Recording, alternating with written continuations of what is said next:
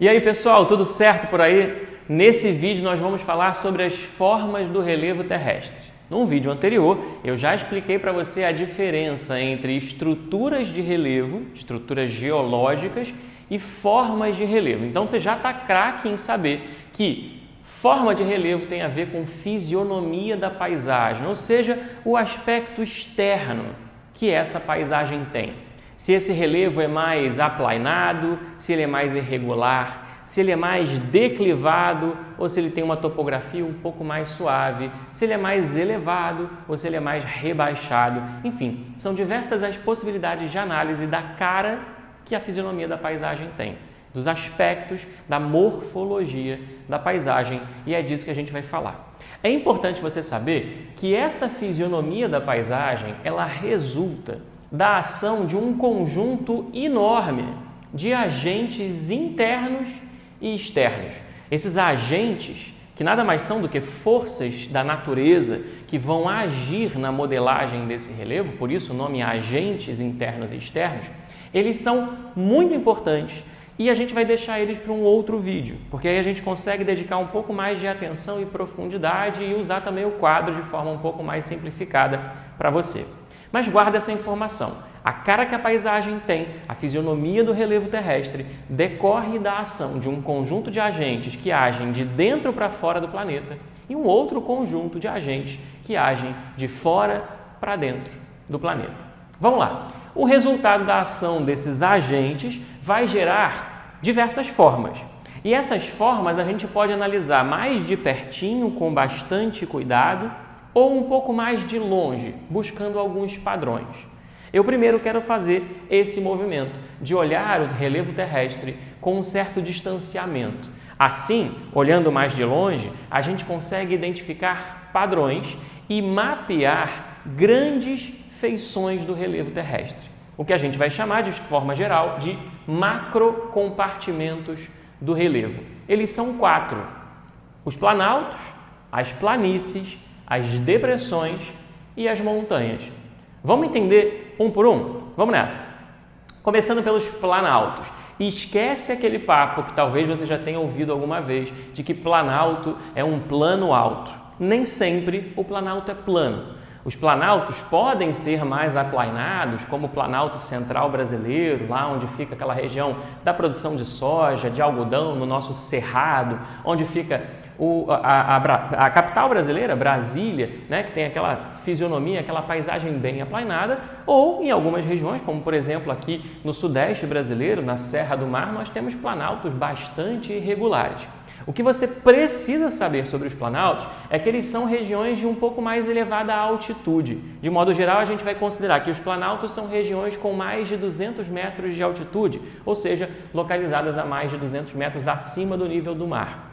Mas a principal característica que diferencia o planalto de outras formas do relevo é que os planaltos são áreas marcadas pelo predomínio da ação do processo erosivo, ou seja, os planaltos são áreas que neste momento da Terra sofrem a ação mais intensa dos agentes que desgastam a superfície, que erodem a superfície e transportam esses sedimentos erodidos para outras localidades, para outras formas do relevo terrestre.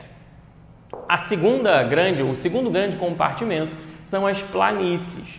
As planícies, essas sim, têm topografia mais suave, mais aplainada, beleza? E elas, diferente dos planaltos, são marcadas pelo predomínio dos processos de deposição. Nos planaltos nós temos o desgaste e nas planícies nós temos a deposição. No vídeo que a gente vai falar de agentes do relevo, isso vai ficar um pouco mais claro para você.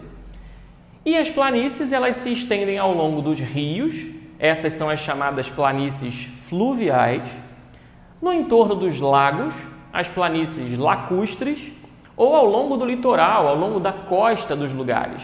E essas a gente vai chamar de planícies costeiras ou de planícies litorâneas. A terceira grande forma do relevo, o terceiro macrocompartimento do relevo terrestre, são as depressões. A gente não está falando aqui de comportamento humano, a gente está falando aqui de fisionomia da paisagem. Nesse caso, depressão são áreas rebaixadas em relação ao seu entorno. Oi, tudo bem? também, esse conteúdo que você está assistindo é original da nossa plataforma de preparação para os concursos dos bombeiros. Aqui no Perspectiva, a gente só trabalha com concursos dos bombeiros. E em São Paulo com bombeiro e polícia, já que em São Paulo o bombeiro é policial. Eu espero que você esteja gostando desse conteúdo. E para não perder nenhuma informação, já se inscreve aqui no canal e ativa as notificações. Na descrição desse vídeo, você acha alguns links importantes para descobrir todas as informações dos concursos dos bombeiros, como salário, plano de carreira e uma série de outras coisas sobre a profissão. E vamos lá de volta para o vídeo. São regiões, portanto, de topografia, de altimetria mais baixa do que a altitude das áreas do seu entorno. Sejam essas áreas do entorno planaltos, planícies ou montanhas. Se ela for mais rebaixada em relação ao seu entorno, ela é uma depressão. As depressões, de modo geral, são resultantes de um processo tectônico chamado de epirogênese. Que nome estranho! Você já deve ter visto em outros vídeos nossos, diversos momentos eu mencionei um processo chamado de orogênese. A orogênese é um movimento tectônico associado à borda de placa tectônica. Quando as bordas de placas tectônicas convergem, elas podem fazer um movimento de subducção, de mergulho em direção ao magma, ou de obducção, de soerguimento. Essa é a orogênese. Existe um segundo conjunto de movimentos tectônicos associados à dinâmica das placas tectônicas, mas que vão acontecer no interior das placas e não nas bordas. A orogênese acontece nas bordas e elas são mais rápidas, são movimentos de curta duração no tempo geológico, papo de 90 milhões de anos. Enquanto a epirogênese são movimentos de longa duração no tempo geológico, centenas de milhões de anos, e elas estão associadas ao interior das placas tectônicas. E ela pode acontecer, a epirogênese, seja soerguendo terrenos pela ação interna do magma ou rebaixando terrenos pela dinâmica da movimentação das placas tectônicas. No caso das depressões, em geral, o que acontece é um rebaixamento de terrenos, o que faz com que essa área fique deprimida em relação ao relevo no seu entorno. E aí existem dois tipos de depressão. As depressões absolutas, quando elas estão abaixo do nível do mar, e as depressões relativas, quando elas estão mais rebaixadas do que o seu entorno, mais acima do nível do mar. Eu vou fazer um desenho rápido aqui que eu acho que torna isso um pouco mais claro. Imagina que eu tenho aqui o oceano. E aqui nós temos, é uma visão lateral do relevo de algum lugar do planeta, nós temos aqui o fundo do mar, aqui o continente. Repara que se eu fizer um prolongamento aqui do nível do oceano, a gente vai observar que aqui nós temos uma porção do relevo terrestre que está abaixo do nível do mar. Essa é uma depressão absoluta. Se por acaso nós estivéssemos aqui, isso, repara, nós também temos aqui uma depressão, porque essa área está deprimida em relação ao relevo no seu entorno, mas ela está acima do nível do mar. Nesse caso, é uma depressão relativa. Combinado? Vamos entender então agora o último macro compartimento, as montanhas.